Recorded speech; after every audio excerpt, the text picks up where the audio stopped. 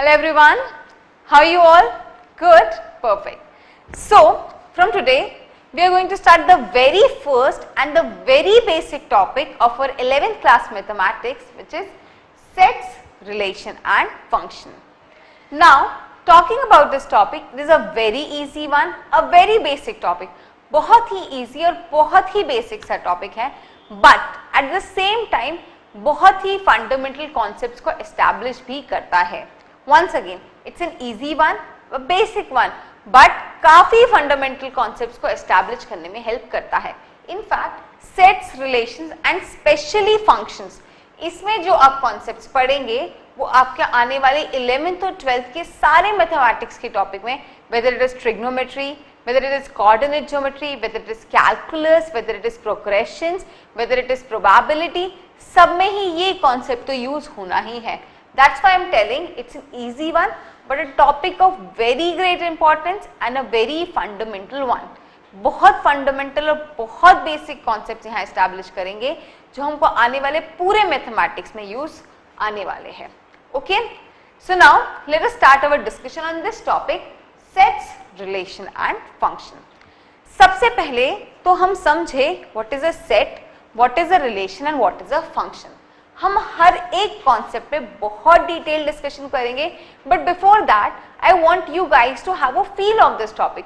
मैं चाहती हूँ कि आप समझे कि इन तीनों टर्मिनोलॉजी से हम क्या समझते हैं, इनके बीच में क्या रिलेशन है और क्यों हम इन्हें एक साथ इस चैप्टर में पढ़ रहे हैं. Okay, now out of these three terminologies here, sets, relation and function. Sets और रिलेशन तो ऐसी टर्मिनोलॉजीज है जो हम एवरीडे लाइफ में हमारी वोकैबुलरी में कहीं ना कहीं यूज करते हैं. सेट्स एंड रिलेशन को हम रोज हमारी वोकैबुलरी में कहीं ना कहीं इस्तेमाल में तो लाते ही हैं. सो डू टेल मी कि सेट्स और रिलेशन से हम क्या समझते हैं. I mean general high level पे अगर आप मैथमेटिक्स के भी स्टूडेंट नहीं हैं और अगर आपसे मैं सेट्स टर्म कहूँ तो आप उससे क्या समझते हैं. कुछ एग्जाम्पल से समझते हैं. फॉर एग्जाम्पल मैं कहती हूं कि मेरे पास ऑक्सफोर्ड डिक्शनरी की बुक का सेट है. Okay, what I am telling is मेरे पास ऑक्सफोर्ड डिक्शनरी की बुक का सेट है. So what I am telling is कि मेरे पास कुछ बुक्स का सेट है और वो उनकी प्रॉपर्टी क्या है, उनकी कैरेक्टरिस्टिक क्या है कि those are dictionary that too of Oxford company. Okay, so मेरे पास कुछ बुक्स का सेट है, कुछ एलिमेंट्स का सेट है, एलिमेंट भी कह सकती हूँ बुक को. तो मेरे पास कुछ एलिमेंट्स का सेट है जिनकी एक कॉमन प्रॉपर्टी है और वो कॉमन प्रॉपर्टी क्या है कि वो डिक्शनरी है और उनकी कंपनी है ऑक्सफोर्ड. ओके, इसी तरीके से अगर मैं कहूँ मेरे पास किसी XYZ एक्टर की मूवीज का सेट है. ओके, मूवीज की CD का सेट है.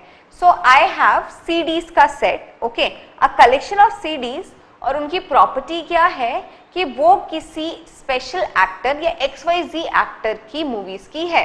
So this is a set. Now relation. Relation तो और भी कॉमन टर्म है जो हम यूज करते हैं. मुझे बताइए फॉर कुछ रिलेशंस नॉर्मली बताइए जो हम यूज करते हैं. फॉर एग्जाम्पल मैं एक रिलेशन बताती हूँ. मेरे और मेरे पापा में सन एंड डॉटर का रिलेशन है. So relation between me and my father is the relation between a son and between a daughter and a father, not a son. I'm a daughter and a father. Okay. So relation between me and my mother would be the relation between a mother and a daughter. Similarly, हम numbers के बीच में relation establish कर सकते हैं. For example, मैं कहूँ मेरे पास दो नंबर है 1 और 2. So इनके बीच में क्या relation है मैं जानती हूँ. 1 is less than 2. So this is the relation between these two numbers 1 and 2. इसी तरीके से हम काफी और अलग टाइप के रिलेशंस एस्टैब्लिश कर सकते हैं. फॉर एग्जाम्पल मैं कहूँ पॉइंट और लाइन में क्या रिलेशन है, तो इनके बीच का रिलेशन ये है कि पॉइंट के कॉम्बिनेशन से लाइन बनती है. तो this is a relation between point and line. So basically relation में हम क्या करते हैं, जब मैं रिलेशन टर्म यूज करती हूँ तो मैं किसी दो ऑब्जेक्ट्स के बीच में कॉमन प्रॉपर्टी, कॉमन कैरेक्टरिस्टिक या फिर उनके बीच में कोई पैटर्न या लिंक एस्टैब्लिश करने की कोशिश कर रही हूँ. Isn't that so? मैं किसी भी दो एलिमेंट्स के बीच में एक संबंध एस्टैब्लिश करती हूँ जब मैं रिलेशन की बात करती हूँ. So basically relation is a संबंध that we establish between two elements. Now इसी चीज को, ये तो अभी हमने क्या डिस्कस किया, हम कॉमन लाइफ में इन दो टर्मिनोलॉजीज को हमारी वोकैबुलरी में कैसे यूज करते हैं. सेट को मैं कहती हूँ कलेक्शन ऑफ ऑब्जेक्ट्स जिनकी कुछ सेम प्रॉपर्टी हो, and relation is what, relation is the pattern or the link that we establish between two elements. Okay, this is how we define set and this is how we define relation. Now talking in terms of mathematics, mathematics के term में sets और relation कैसे use होते हैं, almost same concept है, but now in mathematics set is what, set is a collection of elements or objects. So basically element एक basic property है, basic building block है. इन एलिमेंट्स के कलेक्शन को हम कहते हैं सेट.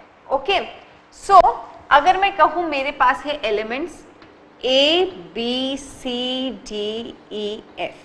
ठीक है, मैंने कहा मेरे पास एलिमेंट्स है A, B, C, D and F. So these are individually elements और ये सभी एक बेसिक बिल्डिंग ब्लॉक है. परफेक्ट. अब जब मैं इनमें से किन्हीं तीन एलिमेंट्स को सिलेक्ट करती हूँ, for example A, B, C, इनको मैंने सिलेक्ट कर लिया और मैं जानती हूँ कि इनमें एक कॉमन कैरेक्टरिस्टिक है या एक कॉमन प्रॉपर्टी है, तो इनके कलेक्शन को मैं कहती हूँ set. A, B, C. Late us से मेरे इस सेट का नाम है capital A. Okay, so what is a set? A set is a collection of objects which has common properties. अब उसी तरीके से मैंने एक और सेट बना लिया, लेट अस से set B, okay, which is D, E and F, और मैं कहती हूँ ये है हमारा सेट B. तो D, E, F की कुछ कॉमन प्रॉपर्टीज होगी इसलिए वो एक सेट में है, और A, B, C की कुछ कॉमन प्रॉपर्टीज होगी जिसके कारण से वो एक सेट में है. अब मैं इनके बीच में कोई रिलेशन एस्टैब्लिश करती हूँ. लेट अस सी इनके बीच में कोई रिलेशन है. सो जब मैं दो सेट्स के बीच में कोई पैटर्न या फिर कोई लिंक एस्टैब्लिश करती हूँ तो मैं उसे क्या कहती हूँ? Relation. So relation is what? The pattern और the link that we establish between two sets in case of mathematics. And what is a function? Function है एक स्पेशल टाइप का relation. Function is nothing but it is a relation only, it is just a special type of relation. हम आगे समझेंगे कि किस तरीके के रिलेशन को हम फंक्शन कहते हैं. सो गॉट इट? आई मीन आपको हाई लेवल पे समझ में आया, बेसिक लेवल पे, कि इन तीन टर्मिनोलॉजी से हम क्या समझते हैं, sets, relation and function. Clear है? यहां तक कोई doubt? I mean are you able to get the essence of the topic कि हम सेट्स, रिलेशन और फंक्शन में क्या पढ़ने जा रहे हैं. इस पॉइंट तक तो आप सभी क्लियर है, कोई डाउट तो नहीं है? Okay, so now let us start discussing each terminology one by one. पहले सेट्स को डिटेल में पढ़ते हैं, फिर रिलेशन को डिटेल में पढ़ते हैं और फिर फंक्शन को डिटेल में पढ़ते हैं. ठीक है?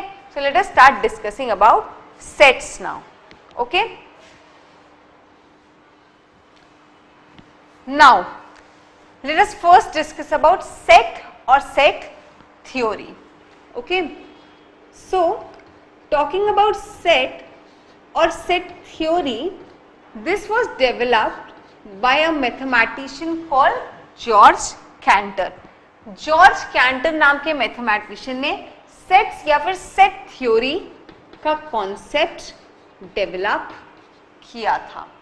Okay, so the mathematician who developed this concept was George Cantor. And as per George Cantor उन्होंने सेट की एक डेफिनेशन दी थी. सेट की जो डेफिनेशन उन्होंने दी थी वो है, he said a set is a well defined collection of objects. A well defined collection of objects. So as per George Cantor उन्होंने कहा कि किसी भी well defined collection of objects को हम कहते हैं सेट. अब वेल डिफाइंड कलेक्शन से हम क्या समझें? Okay, so well defined collection से उनके कहने का मतलब ये था, एक ऐसा कलेक्शन ऑफ ऑब्जेक्ट्स जिनकी कैरेक्टरिस्टिक प्रॉपर्टीज इतनी स्ट्रांग हो कि हम आसानी से कह पाए कि एक एलिमेंट उस कलेक्शन में फॉल करता है या फिर नहीं करता है। मैं कुछ एग्जांपल्स देती हूँ, उससे समझ में आएगा। Let us consider some sets, okay. Let us consider a set which is given by collection of rivers of India. एक सेट में ऐसा डिफाइन करती हूँ which is a collection of rivers of India, okay. Let me define some other set. Let us say all odd multiples of 24. Perfect. Let us take some another example of set. Let us see is a collection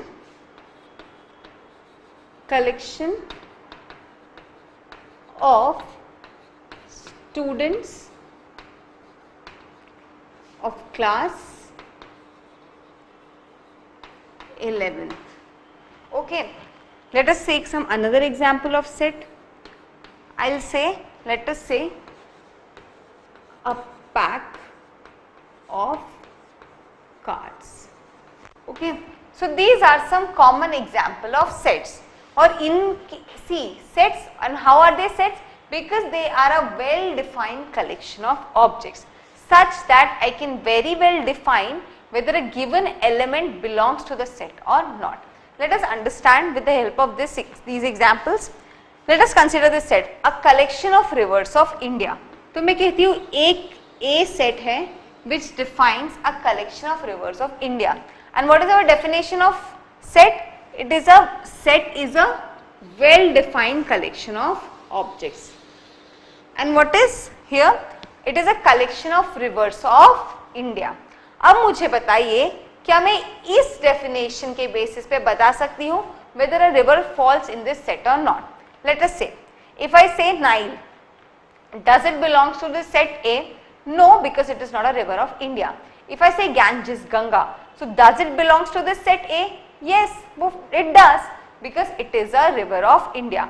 अगर मैं कहूँ Amazon, तो नहीं, it does not belong to this set. But if I say Yamuna, yes, it does. Okay, so we have a very crisp definition here.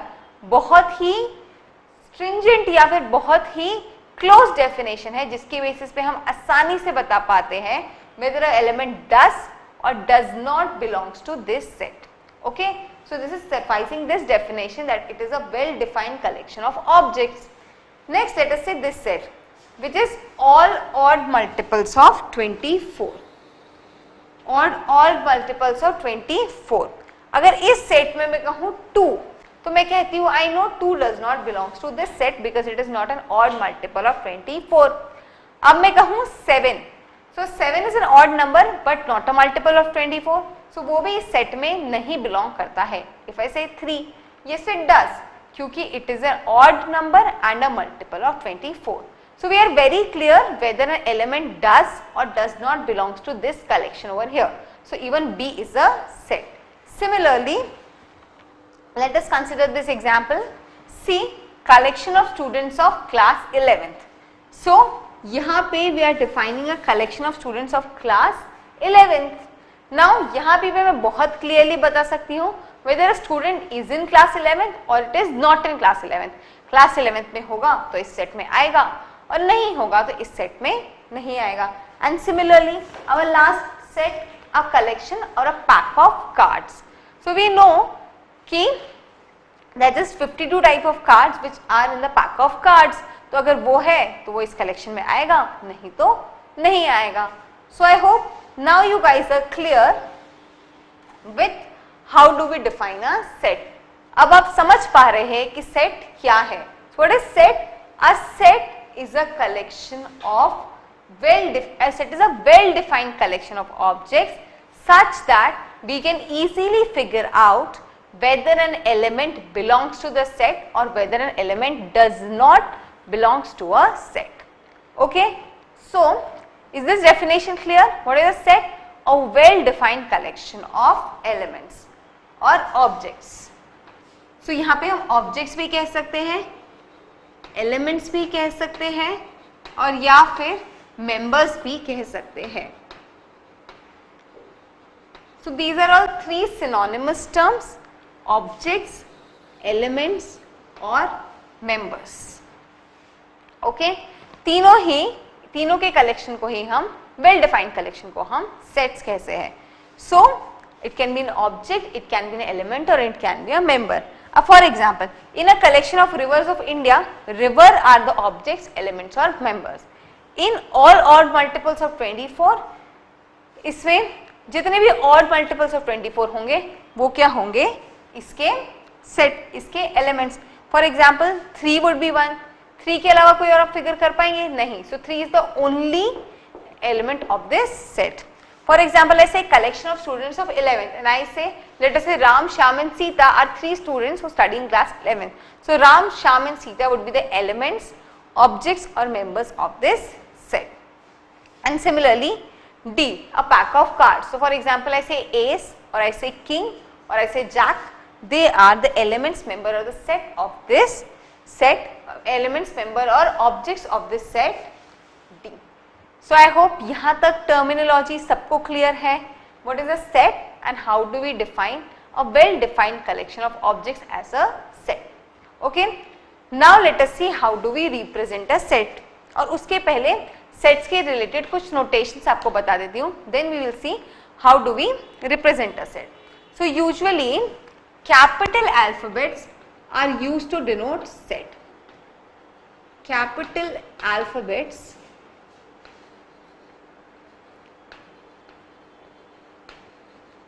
are used to denote set.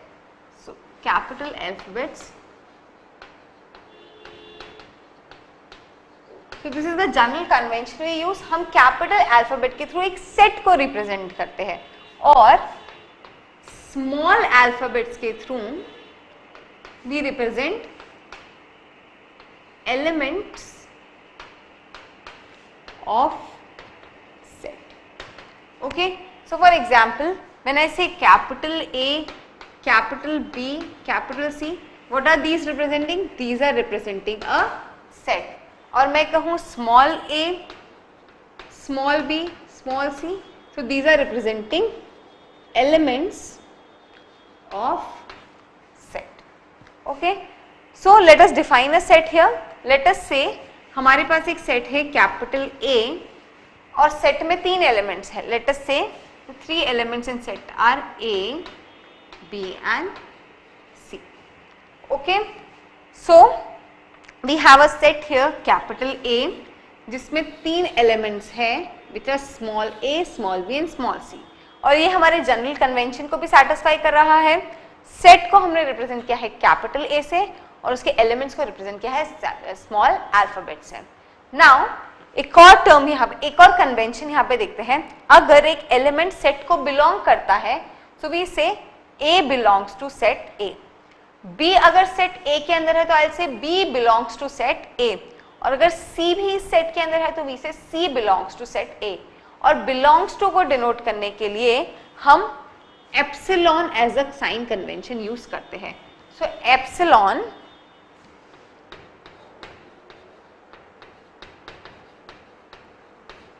is used to signify whether an element belongs or does not belongs to set A. So this denotes belongs to. And when an element does not belongs to set A, so we use this sign convention. And epsilon that is cutted. Okay. So this represent does not belongs. Okay. For example, here small a lies in the set capital A. So what I will write? A belongs to capital A. Okay. Similarly, B belongs to this set A. So I will write B belongs to capital A. इसी तरीके से C belongs to our set A. So I will write C belongs to capital A. But D does not belongs to this set A. So मैं लिखूंगी D does not belongs to set A. If similarly E does not belongs to set A. और इसी तरीके से F, G और any other alphabet except A, B, C will not belong to set A. Clear है? बिल्कुल clear है. एक और इसी को कुछ और एग्जाम्पल से समझते हैं. Let us say I have a set V here. V is a set of all the vowels of English alphabet. So मुझे बताइए V में क्या एलिमेंट्स होंगे? A, E, I, O. पहले तो मुझे बताइए is V a set or not? So V is a collection of vowels of English alphabet. क्या ये सेट होगा या नहीं? Obviously होगा, क्योंकि अब अगर मेरे पास कोई भी alphabet of English है, so I can very easily say whether it belongs to this set V or not. For example, I have F. F is not a vowel, so it is not going to belong to this set V.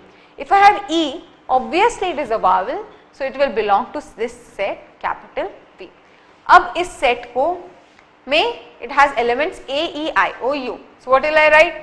I'll write A belongs to V, E belongs to V, I belongs to V, O belongs to V, and U belongs to V. And if I say B, so I know B does not belongs to V. If I have F, I know F does not belongs to V. If I have alphabet V, I know it even does not belongs to this capital set V denoted by capital B. So clear hai? What is a set? What are the elements of set? And how do we denote whether an element belongs or does not belongs to a set? And what is the sign we have to use? We use a symbol which is epsilon, which is denoting belongs to represent whether an element belongs or does not belongs to a set. Clear है? एकदम clear है? So set क्या है? A collection of objects which has well defined properties.